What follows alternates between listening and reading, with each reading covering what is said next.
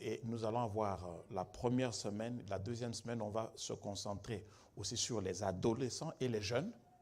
Et puis la dernière semaine, on va exploser. C'est là où le pasteur Roland nous rejoint. On termine. Donc on commence le programme du 4 au 25. Mais déjà dès le 1er décembre, il faut déjà être dans l'attitude de prière. Vous savez qu'à la fin de l'année, tout le monde veut finir tout ce que l'année avait, tout ce qu'il avait à faire pendant l'année. Et le monde des ténèbres aussi veut finir son quota.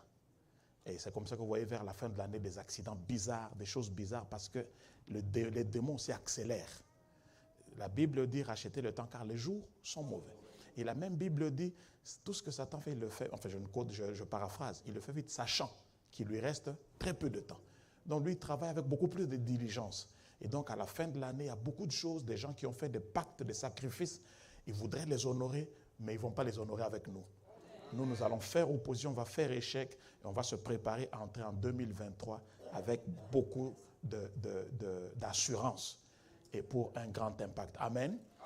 On peut être civilisé comme on veut, le diable n'est jamais civilisé. La sorcellerie n'est jamais civilisée. Il y a la sorcellerie en Afrique, et il y a aussi la sorcellerie en Europe, en Occident, il y en a aussi.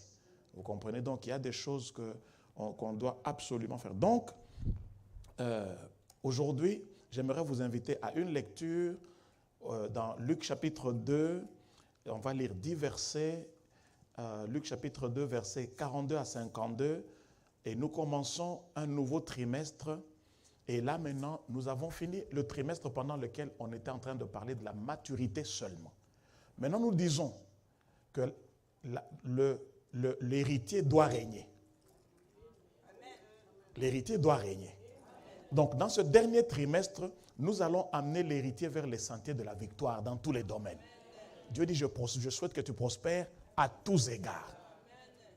Nous allons lire et puis nous allons commenter. Luc chapitre 2, versets 42 à 52. Au premier culte anglophone, j'ai eu de la peine à dire le titre. Je dis « The hair shall reign ». Moi, je vois un H. On me dit « Non, it's the air ». Je dis « mais le H là, on dit « it's silent ». Je dis « Bon, ça va, alors vous lisez avec moi. Comme ça, ceux qui sont en ligne entendent que vous aussi, vous êtes en train de lire le bon anglais. Mais si c'est en français, je malmène la langue. Donc, mais on va lire ensemble. Est-ce que nous y sommes? Ready and read. Lorsqu'il fut âgé de 12 ans, ils montèrent selon la coutume de la fête. Puis, quand les jours furent écoulés et qu'ils s'en retournèrent, l'enfant Jésus resta à Jérusalem. Son père et sa mère ne s'en aperçurent pas. Croyant qu'il était avec leurs compagnons de voyage, ils firent une journée de chemin et le cherchèrent parmi leurs parents et leurs connaissances. Mais, ne l'ayant pas trouvé, ils retournèrent à Jérusalem pour le chercher. Au bout de 3 jours, ils le trouvèrent dans le temple, assis au milieu des docteurs, les écoutant et les interrogeant. Tous ceux qui l'entendaient étaient frappés de son intelligence et de ses réponses. Quand ses parents le virent, ils furent saisis d'étonnement et sa mère lui dit, « Mon enfant, pourquoi as-tu agi de la sorte avec nous? Voici ton père et moi, nous te cherchions avec angoisse. » Il leur dit, « Pourquoi me cherchiez-vous? Ne saviez-vous pas qu'il faut que je m'occupe des affaires de mon père? » Mais ils ne comprirent pas comprirent pas ce qu'il leur disait. Puis il descendit avec eux pour aller à Nazareth et il leur était soumis. Sa mère gardait toutes ces choses dans son cœur. Verset 52. Et Jésus croissait en sagesse, en stature, en grâce devant Dieu et devant les hommes. Amen. Amen. Que le Seigneur bénisse le temps de partage. On peut s'asseoir. Comme je disais, nous sortons d'un trimestre où nous nous sommes concentrés sur la maturité, n'est-ce pas? Et le passage des Écritures que nous avions pris comme passage clé pour étudier la maturité pendant tous ces 3 mois, nous avons pris le passage de Galates chapitre 4, verset 1 qui dit « Aussi longtemps que l'héritier est un enfant, il n'est en rien différent d'un esclave, car bien qu'il soit maître de toutes choses, il est placé sous des tuteurs jusqu'au temps marqué par son père. » N'est-ce pas? Ce passage-là, ne l'oubliez jamais.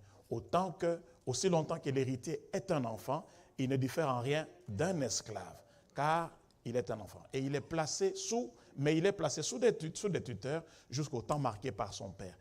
Aussi longtemps que l'héritier est un enfant, bien qu'étant le maître de toutes choses, il n'est pas différent d'un esclave. Je refuse d'être un héritier esclave. Ici, nous disons, parce que les vérités, en vertu du principe de parallélisme, si il est vrai qu'un héritier qui est enfant ne diffère en rien d'un esclave parce qu'il n'est pas maître de ses mouvements, autant il est vrai qu'un héritier qui a donc grandi a droit à son héritage. Si la seule raison pour laquelle on lui refuse la gestion de son héritage, c'est le fait qu'il est enfant, s'il a grandi, dès le moment où il est constaté qu'il a grandi, il n'y a plus de raison. Il n'y a pas de négociation. La seule raison pour laquelle je n'avais pas accès à mes comptes, c'est parce que je n'avais pas 18 ans. Dès que j'ai 18 ans révolus, est-ce que j'ai à négocier? Donc, il est vrai que, s'il est vrai que l'héritier qui n'a pas grandi est un enfant, et parce qu'il est enfant, on le place sous des tuteurs, il doit être aussi vrai que dès qu'il a grandi, on ne peut plus le placer sous des tuteurs, il peut maintenant gérer sa propre destinée. C'est pour ça que je dis, pendant ces 3 mois, je vais vous poser une question. Est-ce que pendant ces 3 mois, on a étudié maturité, est-ce que quelqu'un a reçu quelque chose? Est-ce que quelqu'un sent que des choses se sont ajoutées à lui? Est-ce que quelqu'un sent qu'il a grandi un peu? Donc tu ne dois plus être sous des tuteurs. Tu ne dois plus être esclave. Tu dois maintenant réclamer ce qui est à toi. Maintenant, donc, c'est pour ça que je dis l'héritier doit régner. Il n'a plus besoin d'être sous des tuteurs. Maintenant, il doit régner. Et l'héritier, c'est qui? L'héritier, c'est toi. L'héritier, c'est moi. Nous sommes héritiers des promesses de Dieu. Christ nous a donné le droit à l'héritage. C'est ce qu'on appelle le testament. Le Nouveau Testament, c'est toutes les promesses de Dieu qui doivent s'accomplir pour nous. Et l'Ancien. L'Ancien Testament, tel que modifié, revu par le Nouveau, ou pas aboli, mais accompli par le Nouveau Testament, est notre héritage. C'est notre testament. Et il est écrit dans le livre des Hébreux que aussi longtemps, là où il y a un testament, il est important que la mort du testateur soit constatée. C'est pour cela que Jésus devait mourir. Et c'est pour cela que lorsqu'on lui a percé la côte, on devait venir constater qu'il est mort pour le descendre de la croix et aller l'enterrer. C'est pour cela qu'en nous laissant la Sainte Seine, Jésus ne dit pas en prenant la Sainte Seine, vous proclamerez ma résurrection. Il dit vous proclamerez ma mort jusqu'à ce que je revienne. Ça veut dire quoi? Nous rappelons au monde spirituel que celui qui est l'auteur de notre testament était bel et bien mort. Par conséquent, les dispositifs qui nous bénéficient de ce testament doivent être d'application. Il n'y a pas de négociation. Mais maintenant, le seul ombrage, on dit non, vous devez grandir. Nous avons dit ok, parce que la condition c'est grandir, nous allons exposer les enfants de Dieu aux enseignements de maturité. Et c'est ce qu'on a fait pendant tous les 3 mois. J'étais à Kinshasa, je regardais le pasteur Patrice, alors ministre Patrice, en train de décortiquer les 6 piliers de la doctrine chrétienne. Tu n'as pas grandi avec ça, même le diable a démissionné. Il va aller dire à Dieu, non, ce n'est pas ma faute. Pasteur Patrick, moi-même, plusieurs personnes, pendant 3 mois, on a grandi un peu. Même pas totalement, mais un peu. Alors nous avons tout le droit de réclamer ce qui est à nous. Dis à ton voisin, tu es héritier, ou tu es héritière, tu dois régner. Non, dis-lui bien, tu dois régner.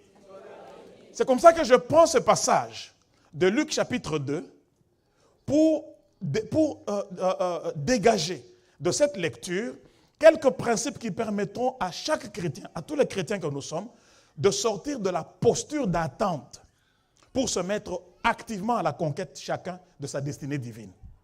Parce que qu'est-ce que nous faisons? J'attends le temps des promesses et puis tu t'assois sans rien faire, inactif. Dieu n'aime pas ça. Attendre, ce n'est pas être inactif. Je vous donne un exemple. Si je dis à quelqu'un, je vais t'appeler, je suis en train de voyager, je vais t'appeler quand j'arrive à Washington. J'entre en voiture, je me déplace vers Washington. Suis-je en mouvement, oui ou non? Donc l'attente, ce n'est pas ne pas être en mouvement, rester à Charlotte. L'attente, c'est être en mouvement vers Washington. Quand tu arrives là, tu appelles. Donc l'attente, ce n'est pas une position passive. C'est continuer à vivre sa vie en faisant tout ce qui est normal jusqu'au temps marqué par Dieu.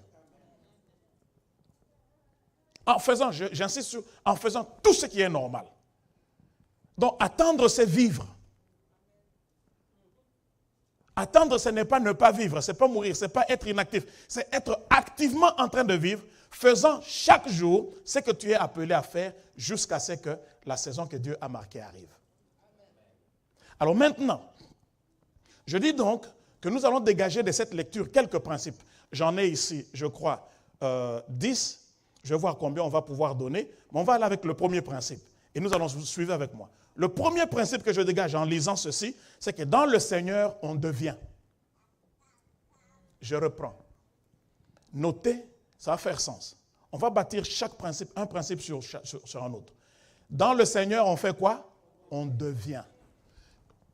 Le fait même, notre nouvelle naissance même, c'est devenir. Devenir, c'est quoi? C'est être quelque chose qu'on n'était pas avant. Regardez dans Jean chapitre 1er, verset 12. À tous ceux qui l'ont reçu, à ceux qui croient en son nom, elle, la parole, a donné le pouvoir de faire quoi? De devenir enfant de Dieu. Donc, si quelqu'un nous dit que tous les êtres humains sont des enfants de Dieu, il ment. Si quelqu'un te dit que tous les humains sont des enfants de Dieu, non. Tous les humains sont des créatures de Dieu. Mais enfant de Dieu, on le devient. Donc, parce que la nouvelle naissance qui fait de nous des chrétiens consiste à devenir, je ne peux donc pas concevoir qu'un chrétien reste dans une posture où il ne devient rien. Dans ce passage de Luc chapitre 2, on voit d'abord Jésus bébé. On le voit dans le temple. Et puis plus tard, ici dans le passage que nous lisons, on le retrouve à 12 ans. Jésus est devenu, il est passé d'un bébé qu'on avait amené, que Simeon avait recueilli dans ses bras, pour devenir un adolescent de 12 ans, capable de marcher lui-même, de parler avec les docteurs dans le temple et de leur poser des questions. Jésus est devenu un adolescent. Donc, dans la vie chrétienne, on devient. Tu ne peux pas vivre en tant qu'enfant de Dieu et ne pas avoir des aspirations à devenir quelque chose. Tu ne peux pas vivre ni sur le plan spirituel, ni sur le plan matériel et ne pas aspirer à devenir quelque chose. C'est en devenant qu'on devient meilleur. Il faut devenir meilleur. Il faut devenir un meilleur étudiant de la Bible. Il faut devenir un meilleur mari. Il faut devenir une meilleure femme. Il faut devenir un meilleur chrétien. Il faut devenir un meilleur homme d'affaires. Il faut devenir. Je ne peux pas comprendre comment les gens peuvent s'asseoir, les années passent et tu ne fais aucun progrès et tu es à l'aise. Et les gens disent non, je me contente. Ça, ce n'est pas le contentement, c'est la stupidité. Non, c'est de l'humilité. On a dit, n'aspirez pas à ce qui est élevé. Non. Devenir, ce n'est pas aspirer à ce qui est démesurément élevé. Ça, ce n'est pas l'humilité, c'est de l'ignorance.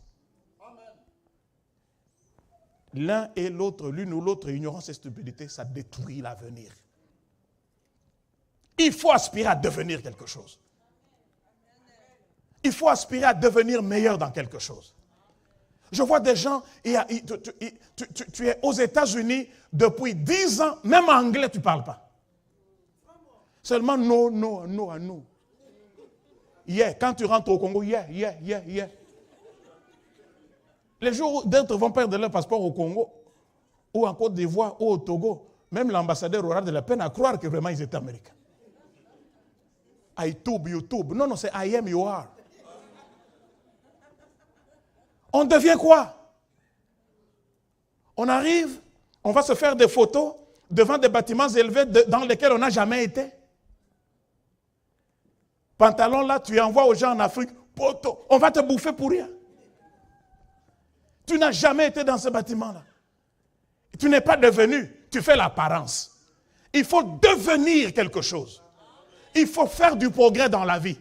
2020 doit être, on doit regarder et voir le progrès. 2020, j'étais ici, 21 ici, 22 ici. Dans le Seigneur, on devient. On arrête de devenir quand on meurt. Aussi longtemps qu'on n'est pas encore mort, il faut progresser. C'est spirituel de vouloir progresser. Jésus n'est pas resté statique. L'enfant doit grandir. Pour régner, il faut devenir. Ce n'est pas un slogan. L'héritier doit régner. Oui, mais comment tu vas y arriver? Maintenant, je suis en train de prendre ces principes pour nous démontrer comment la maturité nous amène à la domination. Premier principe donc, dans le Seigneur, on devient. Alors, j'ai une question à vous poser. Depuis ta conversion, tu es devenu quoi ou qui? Depuis que tu t'es converti, qu'est-ce que tu peux regarder puis tu dis non, non, non, je suis devenu ça. Deuxième principe, celui qui ne grandit pas n'a pas la vie. Regardez, Jean 10, 10, le Seigneur Jésus dit ceci, le voleur ne vient que pour dérober, égorger et détruire. Mais moi je suis venu pour que mes brebis aient la vie et qu'ils aient la vie en abondance, ou qu'ils soient dans l'abondance, n'est-ce pas? Il dit, je suis venu afin que mes brebis aient quoi? Et dans 1 Jean chapitre 5, verset 12, le principe est encore beaucoup plus clair. Celui qui a le Fils a quoi? Et celui qui n'a pas le Fils n'a pas quoi? Or, nous savons de par la nature que tout ce qui est vivant grandit. N'est-ce pas? Tout ce qui est vivant grandit. Un bébé vivant va grandir, mais si le bébé meurt à 2 semaines, il n'aura pas grandi. Aussi longtemps qu'il y a la vie, on grandit. Un arbre qui est en vie grandit, pousse, n'est-ce pas? Mais comment se fait-il que toi tu es enfant de Dieu, tu es dans l'église depuis 5 ans, 10 ans, tu ne grandis pas? Tu ne grandis pas. Tu changes d'église, mais tu ne grandis pas. Ce sont les mêmes choses que tu faisais avant la conversion, que tu fais après la conversion. Il n'y a pas un avant et un après. Il y a un problème. Ce n'est pas la qualité de l'église. Ce n'est pas la qualité de ton pasteur. Le problème, il est ailleurs. Les gens veulent mettre pression. Cette église-là ne fait pas grandir les gens. Non, non, non, non, non, non, non, non. La Bible dit ceci. La Bible dit ceci. 1. Paul, il dit, moi j'ai sémé, Apollos a arrosé, mais celui qui fait croître, c'est qui? C'est Dieu. Donc, ce qui fait que quelqu'un croisse ou grandisse, c'est la vie qui est en lui. C'est comme ça qu'ici on dit, celui qui n'a pas le Fils n'a pas la vie. C'est-à-dire que si tu es seulement membre d'une église, sans être connecté à Christ par la vraie conversion, tu peux faire 10 ans dans l'église, tu ne grandis pas. Ce sont les mêmes choses. Tu es entré, tu t'es converti, toujours dans la médisance, étant médisant, 10 ans plus tard, on te trouve toujours médisant. Tu t'es converti impudique, 10 ans plus tard, tu as même augmenté l'impudicité. Tu t'es converti escroc. Dans l'église, tu viens, tu commences aussi à escroquer. Est-ce que vous ne voulez pas que je prêche? Amen. Tu étais païen, mauvais mari, tu es devenu chrétien, mauvais mari exponentiellement multiplié. Non, mais il y a quelque chose qui ne marche pas. Pourquoi? La parole que tu entends ne te pénètre pas. Ce n'est pas parce que les orateurs ne sont pas bons ou ne sont pas convaincants. C'est parce que le principe de vie qui capte la parole là n'est pas en toi. CNN est ici. Là où nous sommes là, ici là, il y a CNN. Mais la raison pour laquelle on ne voit pas CNN, c'est parce qu'on n'a pas un capteur. Un receiver. Si on met un receiver ici, on va voir CNN maintenant. Donc la parole de Dieu, c'est comme ça. Elle va chez tout le monde. Mais ceux qui ont le principe de vie au-dedans d'eux, ils captent la chose. Mais ceux qui n'ont pas le principe de vie, ils ne captent pas. Quand on parle comme ça, ils sortent seulement. C'était bien. D'autres même, quand on prêche comme ça les énerve. Oh, le prophète là était venu vraiment, il nous a prophétisé, notre pasteur vient nous condamner. Ce n'est pas la condamnation, c'est pour que tu règnes. Aussi longtemps que l'héritier est un enfant, il sera un esclave. Alléluia. Qu'est-ce qui a changé? Celui qui a la vie, celui qui a Jésus a la vie. Donc si tu as Jésus, tu devrais grandir par sa vie qui est en toi. Si tu ne grandis pas, le problème ce n'est pas l'église. C'est que nous voyons clairement que Jésus n'est pas en toi. Amen. Tu es dans l'église, mais tu n'es pas en Jésus. Amen. C'est comme ça que lui-même a dit. Il y a des gens au dernier jour qui diront, mais c'est notre service, non? On a fait ces choses en ton nom, on a fait même des miracles. Il y a même des prédicateurs païens. Amen.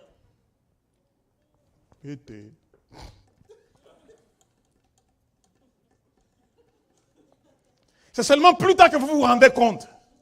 On pensait qu'on était dans le même camp. Alléluia.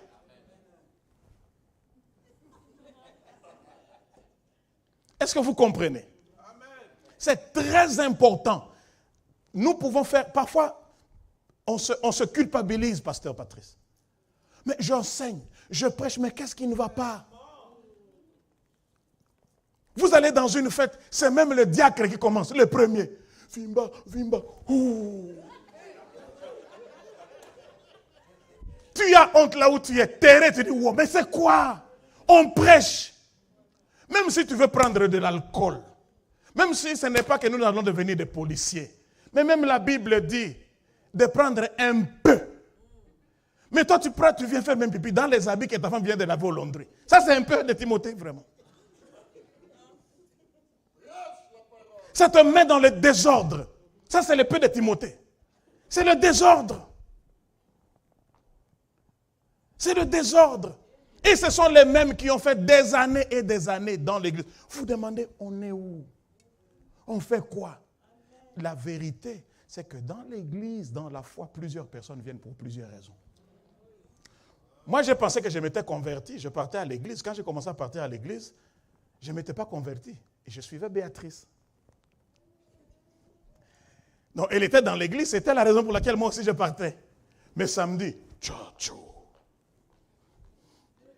Dimanche, alléluia, Nzambe. Il y a des gens ici. Alléluia. Troisième principe. Celui qui grandit porte des fruits. Un arbre qui grandit porte des fruits.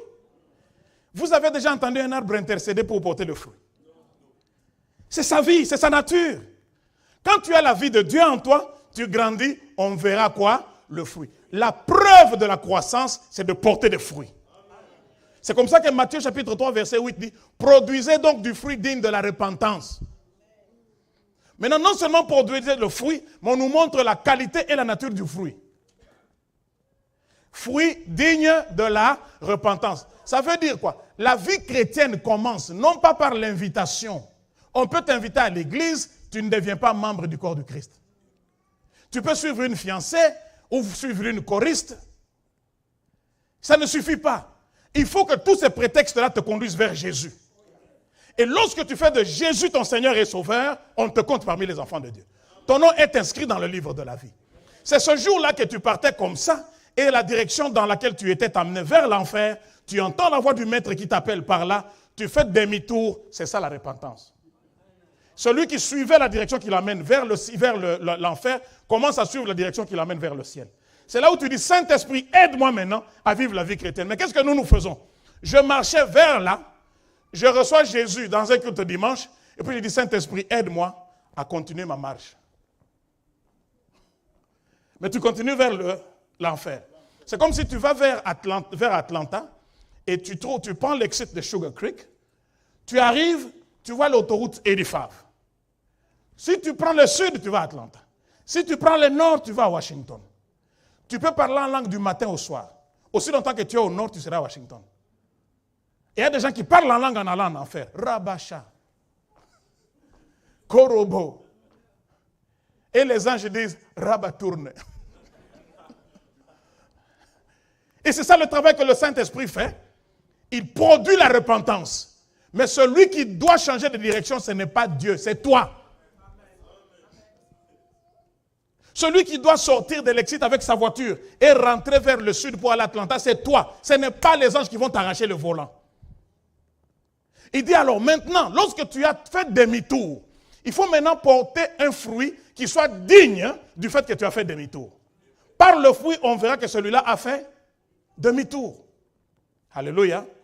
Regardez dans Romains chapitre 7, verset 4. Est-ce que ça va?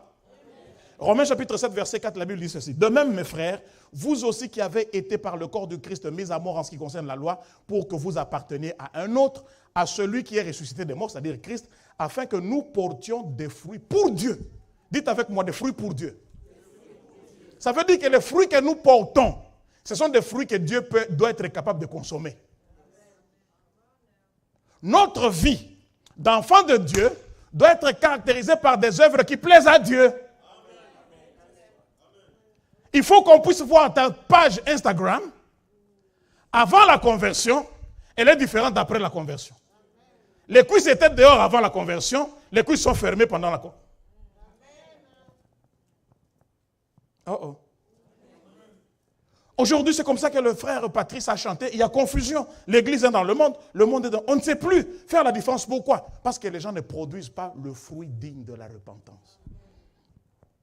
Tu devrais dire à Dieu, Seigneur, entre dans ma maison. Ouvre mon frigo. Bois tout ce qu'il y a là. Il ne faut pas lui dire, non, ne touche pas à cette bouteille. Seigneur, je ne peux pas te servir les Hanneken quand même. Hello? Est-ce que je parle mal? Vous me regardez bizarrement. Bon, comme c'est moi qui ai le micro, je prêche.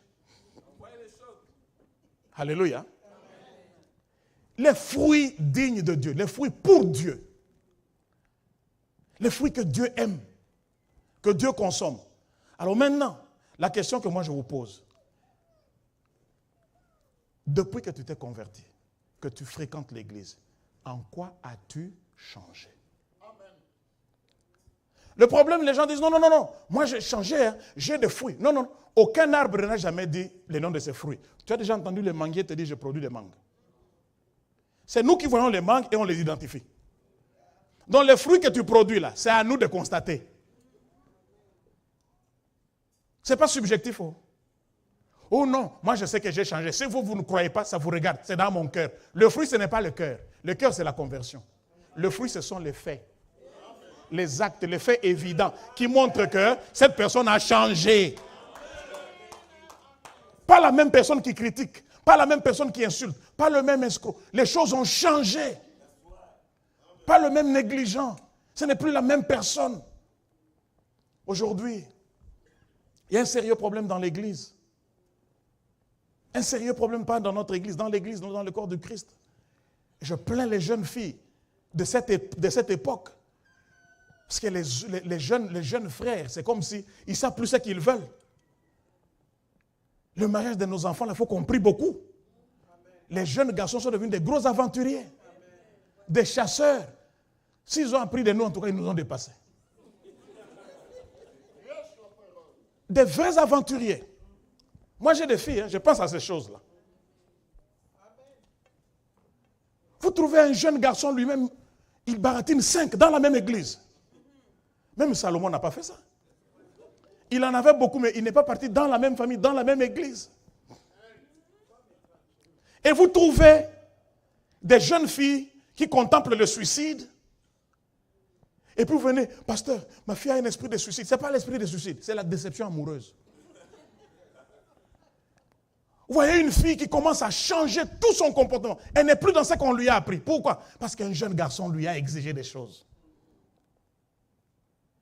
Et maintenant, tu vas voir, elle commence à se battre sur Instagram.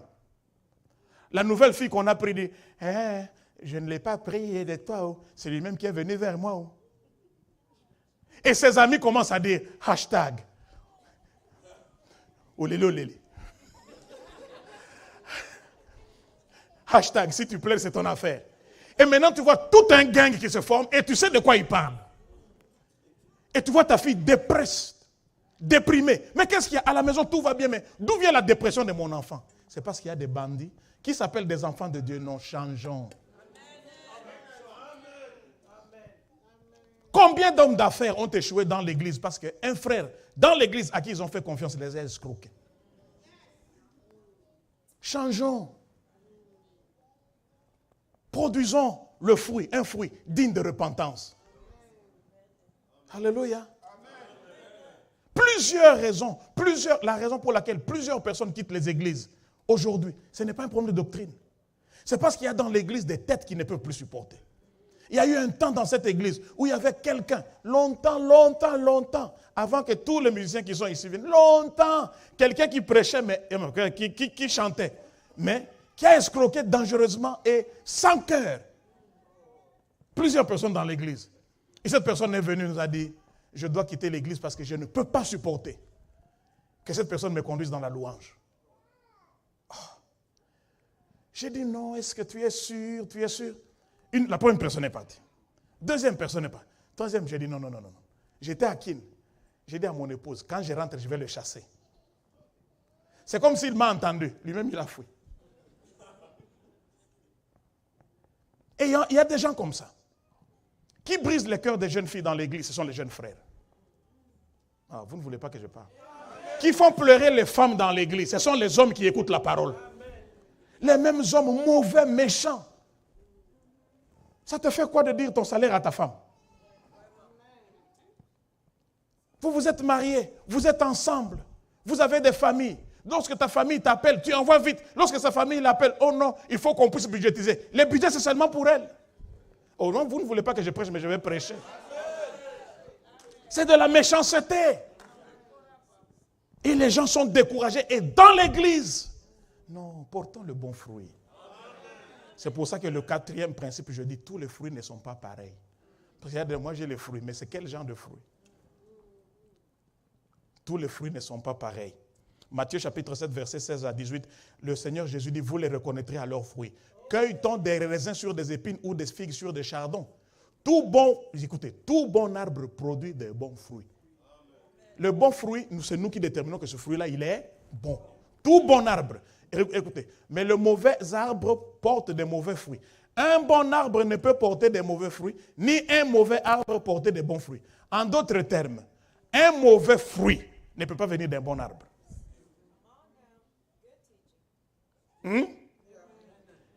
Maintenant, frère, sœur, dis-moi, tes fruits que toi tu produis, sont-ils comestibles?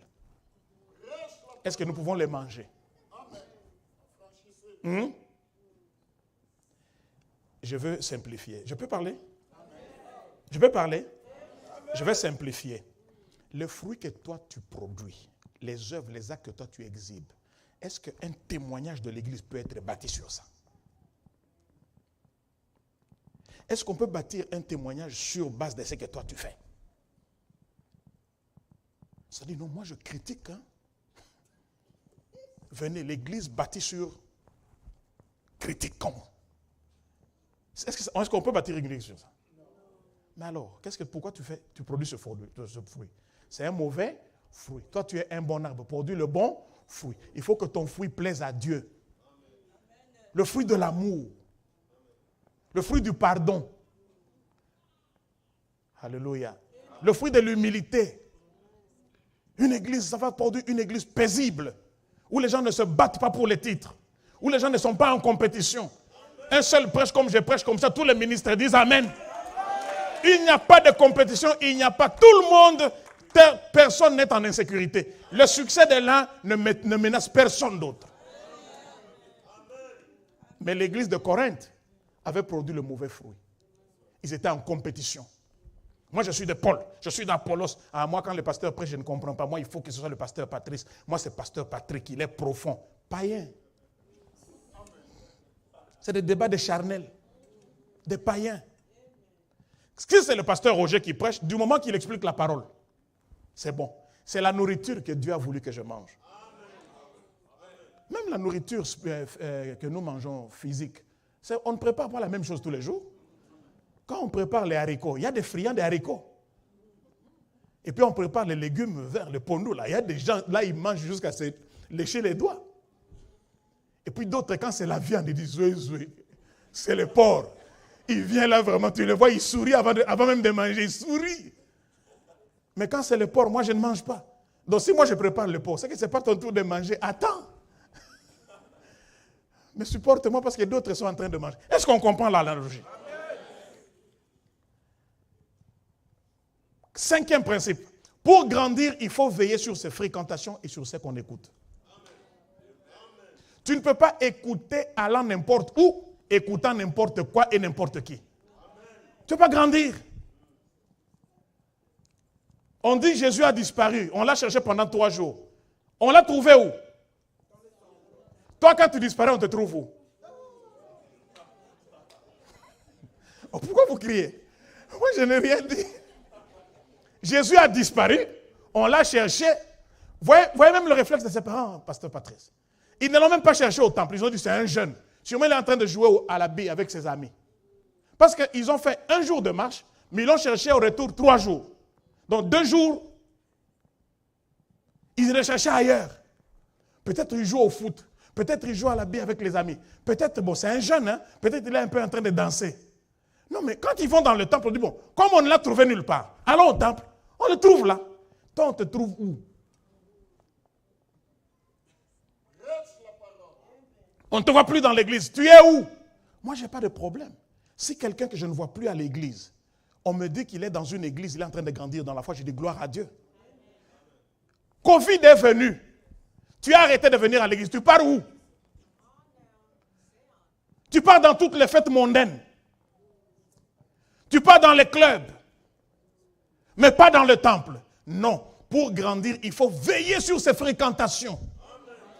La Bible dit dans 1 Corinthiens 15, 33, ne vous y trompez pas. Les mauvaises compagnies corrompent les bonnes mœurs.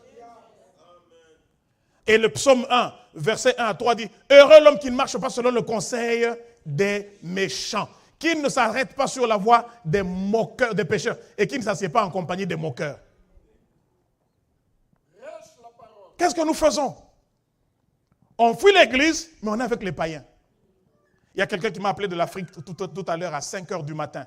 J'ai envie de me suicider. Je dis pourquoi? Commence à me parler pendant 1 heure. C'est pour ça que je suis arrivé au retard au premier culte anglophone. J'ai conseillé, prêché, enseigné. Pourquoi tu veux te tuer? Tu as une grande maison. Tu as une bonne position. C'est quoi? Non, rien ne marche pour moi. Rien ne marche. Je dis, qu'est-ce qui ne marche pas? Commence à parler.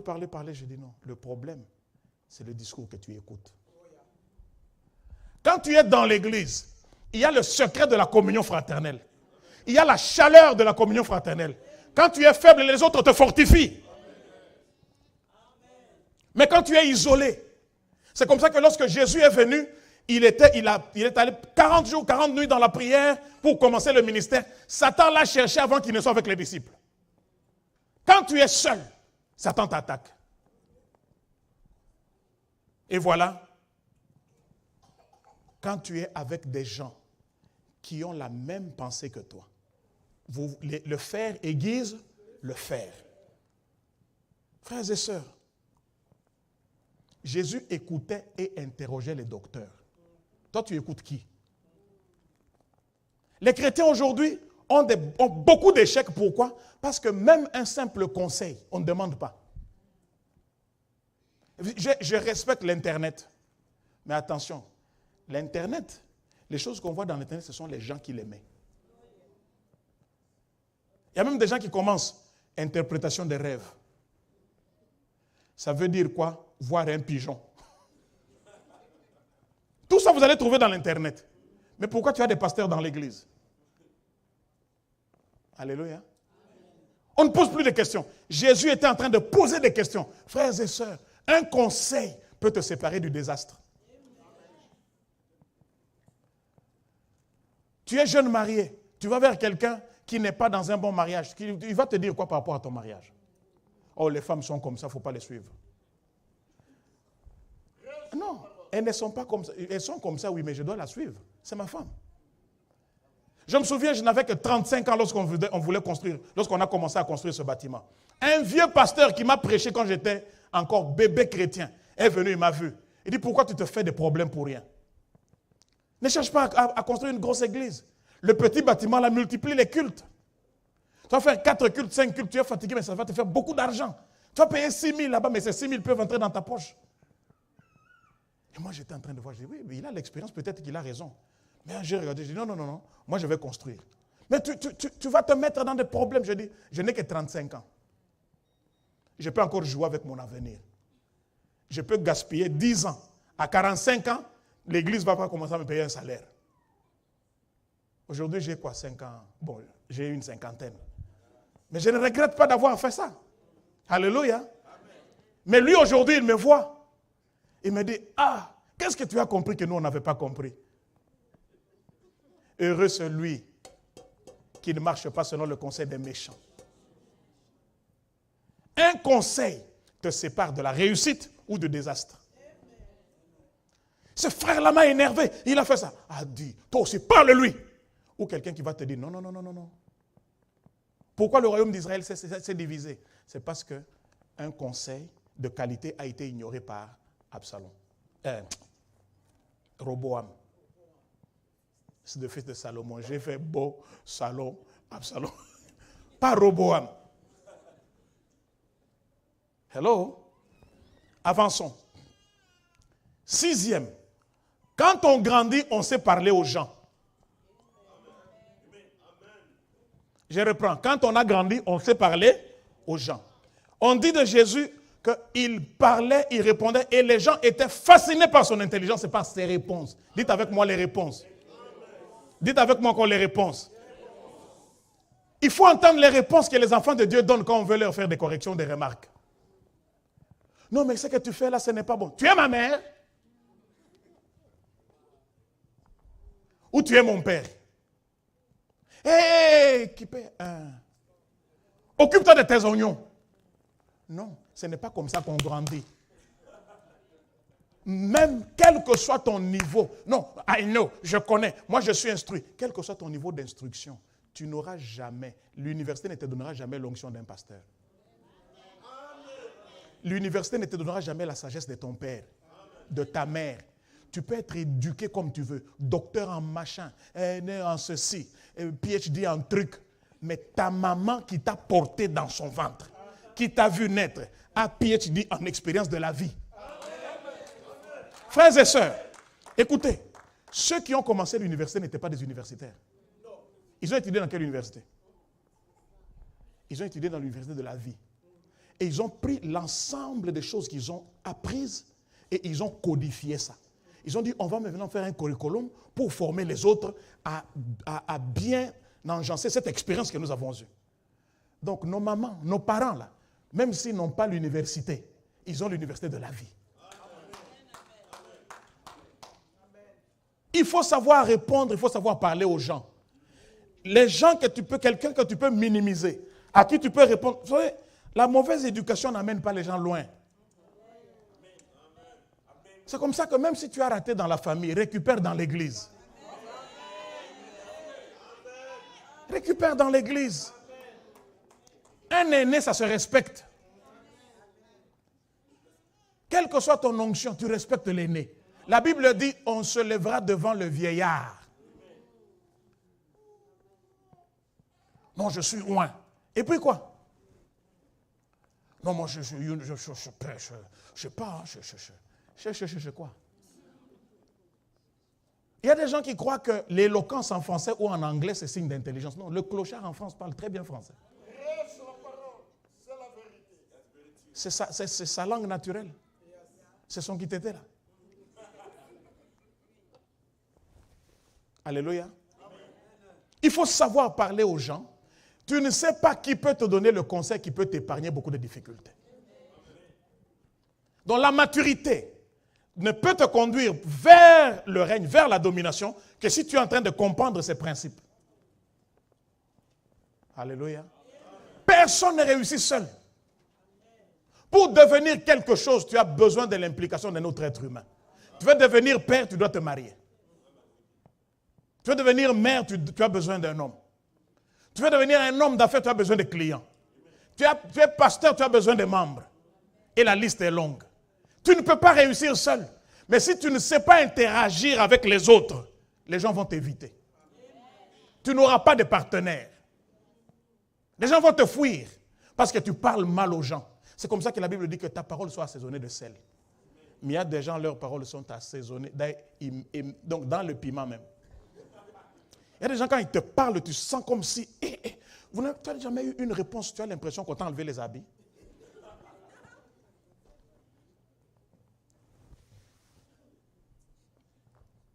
Septième principe, allons-y. Quand on grandit, on s'implique dans ce que fait son père, même sans qu'on te demande. Moi, je suis né d'un père qui était un homme d'affaires. On avait des camions qui faisaient le courrier. Quand on était tout petit, on ne faisait que manger. Il achetait nos habits, il nous envoyait à l'école, nous étions nombreux. Mais quand on est arrivé à 18 ans, il dit, ce camion-là, c'est toi qui vas le convoyer. Tu vas partir avec le camion, c'est toi qui vas le surveiller, tu vas m'amener le rapport. Et puis tu pars, les chauffeurs, tout le monde t'appelle patron, tu pars comme convoyeur de camion, tu reviens, tu fais les rapports.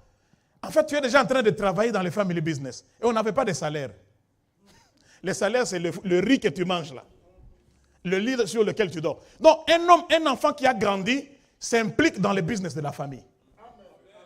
Parce qu'il comprend que c'est avec ça que nous vivons. Vrai ou faux? Alors Jésus leur pose la question au verset 49. Pourquoi me cherchiez-vous? Ne saviez-vous pas que moi je dois m'occuper des affaires de mon Père? Alors je vais te poser une question. D'où vient-il alors qu'on doit toi te motiver pour que tu serves Dieu? L'église, c'est le business de ton Père. On ne devrait pas te motiver. On ne devrait pas oh, come on. On ne devrait pas te supplier. C'est l'affaire de ton Père. Le royaume de Dieu, c'est l'affaire de ton Père. Gagner les âmes, c'est l'affaire de ton Père. Fortifier les âmes par le discipulat, c'est l'affaire de ton Père. Chanter là dans la musique, c'est l'affaire de ton Père. Balayer l'église, c'est l'affaire de ton Père. Mais pourquoi quelqu'un doit être derrière toi? C'est le signe que tu n'as pas encore grandi. Lorsque le papa Pierre, nos aînés étaient déjà en train de convoyer les camions, nous on était encore en train de manger. Et ils travaillent, nous on mange. Et c'est le travaillement, nous c'est le mangement. Et nous on ne comprenait pas, on voyait papa Pierre convoyer. Mais nous on ne comprenait pas. Quand nous on a commencé à faire, les dieux étaient en train de manger. Donc dans l'église là, il y a des gens qui servent et des gens qui sont là pour manger. Ils ne donnent même pas l'offrande, mais ils ne se posent même pas la question comment on paye les factures. Chez Monio, tu es assis sur une chaise qui a été achetée. Tu vois l'électricité. Tu aimes la musique. On a acheté les instruments. On paye l'électricité. On paye l'eau. Tu utilises même la toilette et les papiers. Et tu refuses de payer l'offrande et tu crois que tu es responsable. Non, tu es irresponsable. Paul, ils ont échoué sur l'île de Marthe.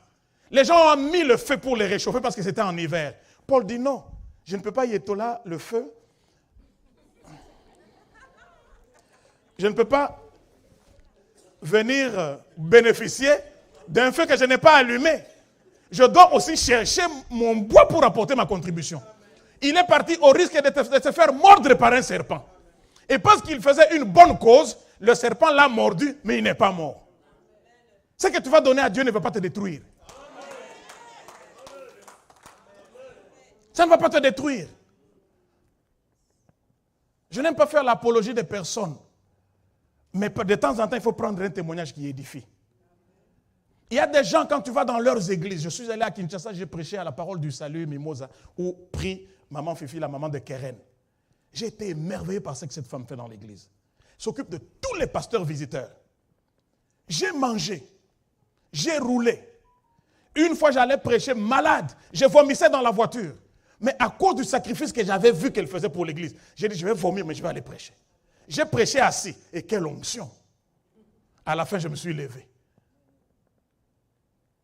Ce que Dieu nous donne, c'est pour le servir avec. Tu ne vas pas t'appauvrir en donnant à Dieu. Et tu ne vas pas t'enrichir en refusant à Dieu tes ressources. Personne ne s'est enrichi comme ça, mes frères et sœurs.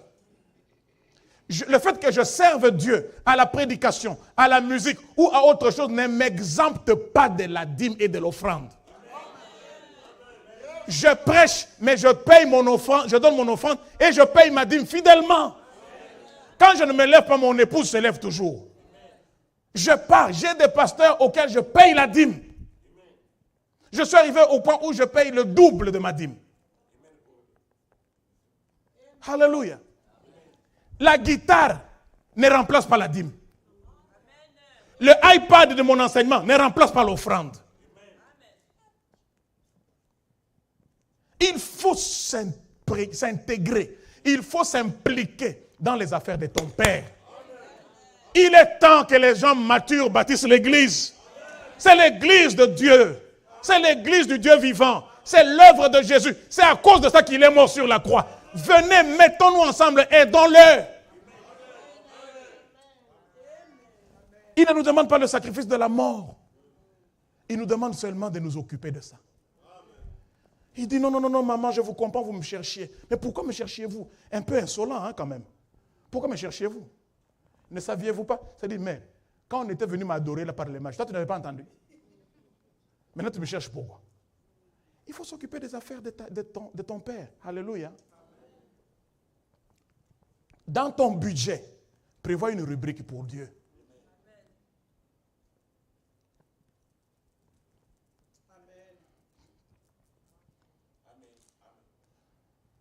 Quand on grandit, on comprend le message dans le message.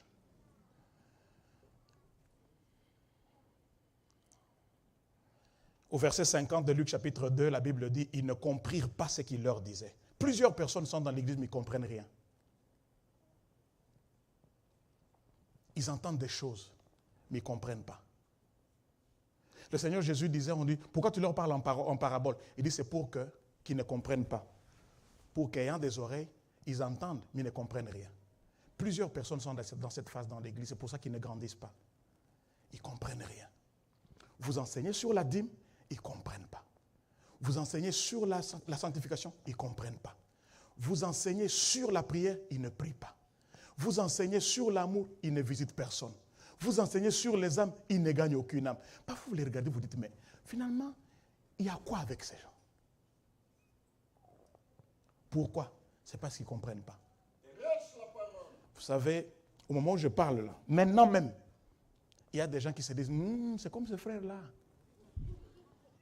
Et c'est là le problème de l'église. Quand il y a un message, chacun voit quelqu'un à qui ce message s'adresse. Et toi, tu passes l'occasion d'écouter quelque chose qui t'édifierait. Toutes les fois que tu es dans l'église, sache que Dieu t'a appelé pour te parler. Ce n'est pas pour parler aux autres. Plusieurs chrétiens pensent que le message est pour l'autre. Ils sont dans l'église, ils n'ont rien compris. Frères et sœurs, lorsque, en 2010, on reçoit le docteur José pour la première fois, je me suis tenu ici. Et je vous ai dit quelque chose. J'ai dit,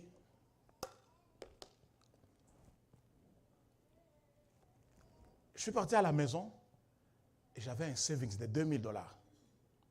Ces $2000 avaient l'effet pas de 20 000, mais de 200 000 $ pour moi. Et le Seigneur me dit, donne-les à mon serviteur. Je dis, quel serviteur? Il dit, non, celui-là que tu as reçu. Je dis, non, mais attends, c'est le pasteur assistant du pasteur Dominique, qui est mon collègue. Moi, je vais aller lui donner l'offrande. C'est quel principe? On dit, c'est sans contredire le supérieur qui bénit l'inférieur, Seigneur. Qu'est-ce qu'il y a? Il dit, non, non, non, suis ce que je te dis. Ce n'est pas une question de bénir, c'est une question de donne. C'est la semence, obéis.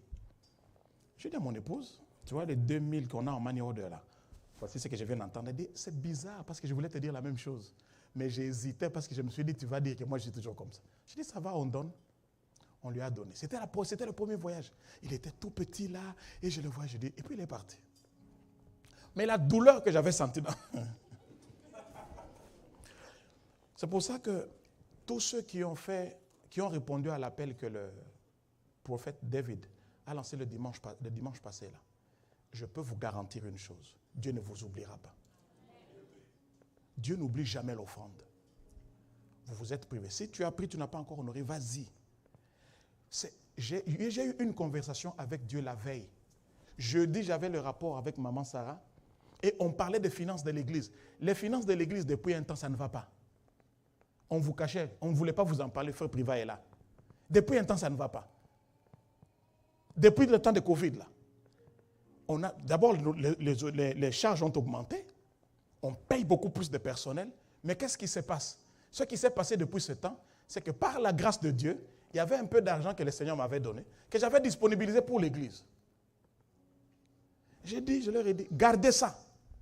Et on a payé les salaires, et on a fait, je ne veux pas dire le montant, mais c'est au-delà de 50 000. J'ai dit, ça c'est mon offrande. Et c'est épuisé.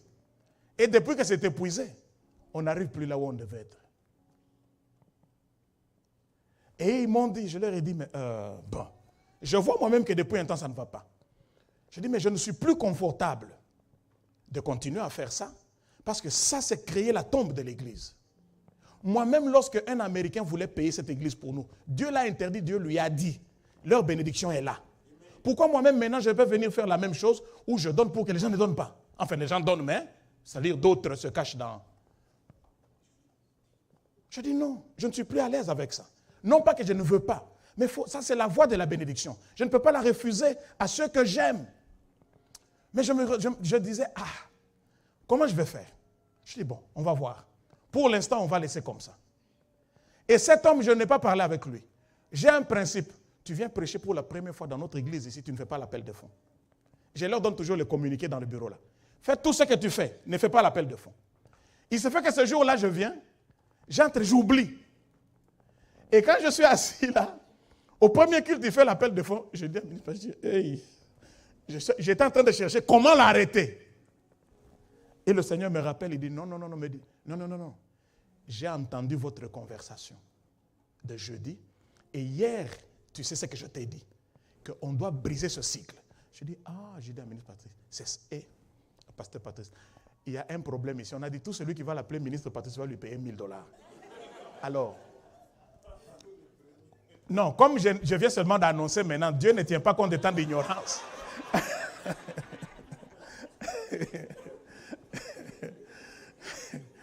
Donc, à partir de maintenant, commencez à compter. J'ai dit au pasteur Patrice, je dis, tu sais, ce qu'il fait là, c'est Dieu. Parce qu'on était un peu gênés, on doit avouer. Je lui ai dit non, supportons ça dans la prière. Je me suis agenouillé là, j'ai dit, Seigneur, ça c'est un programme que tu as avec ton peuple. Qu'il le fasse, fais-le avec lui. Après le premier culte, je suis allé avec lui au bureau. J'ai dit, bon, tu sais, il y a des serviteurs qui viennent et puis ils font les appels de fonds et puis ils disent, donnez-moi la moitié. Il dit, non, daddy, moi ne me donnez rien. Moi, ce n'est pas pour ça. C'est la nuit que Dieu m'a dit que je dois faire ça. I don't know why. Je n'avais même pas ça avec moi. C'est cette nuit. Je voulais même vous demander. Je dis, c'est Dieu qui a voulu qu'il ne me demande pas. J'ai lui dit non. Mais quand je suis parti, quand je me suis mis dans la prière, le Seigneur m'a donné une vision claire. Que toutes les promesses que je vous ai données, vous entrez dans une nouvelle saison. Et dans une saison, ce que Dieu fait avec la tête caractérise la tête, le corps. Je vous dis, nous sommes arrivés dans une saison où si nous sommes obéissants et dociles, nous mangerons les meilleurs produits du pays.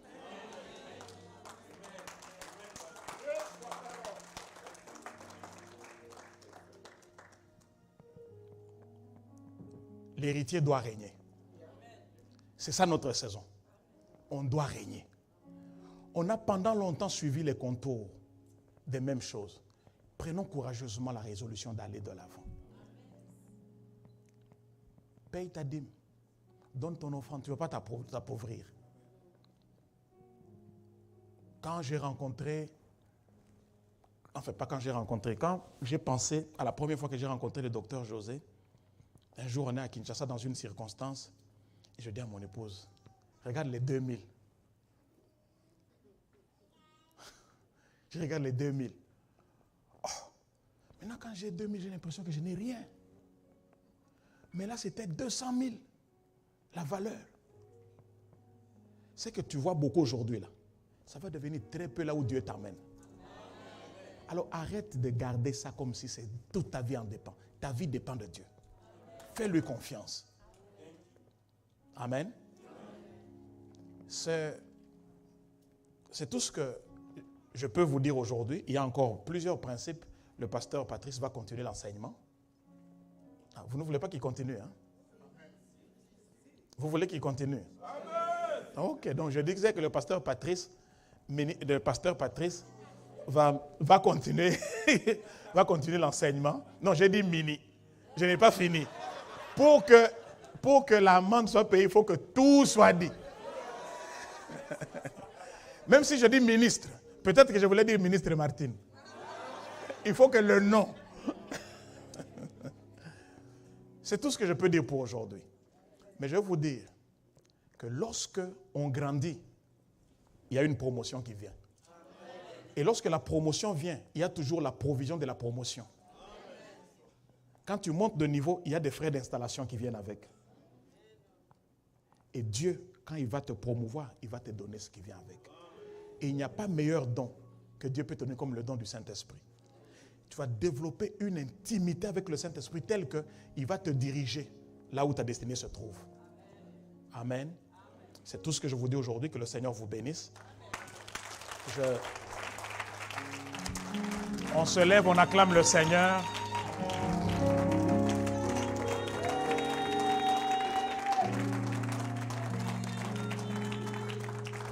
Alors, je voudrais... Maître, je peux avoir le laser là. Je voudrais partager avec vous une petite information avant qu'on prie et qu'on se sépare. Enfin, pas une information. En fait, nous avons présenté des ministres et vous avez senti vous-même que notre Église est dans une autre dimension. Vrai ou faux? Vous sentez ça, n'est-ce pas? On sent, il y a... Et non, ces gens vont nous amener loin. Moi, j'ai fait 28 ans ici. J'ai donné et je continuerai à donner jusqu'à un moment où je serai en train de servir le Seigneur. Mais on a toujours besoin d'une nouvelle énergie. J'ai dit au pasteur Patrice, ne réplique pas Freddy Chembo. Allons dans la même direction, mais donne-nous Patrice Chembo. C'est un homme très intelligent. Il manipule les choses de cette dimension mieux que moi. Moi, j'ai mis la fondation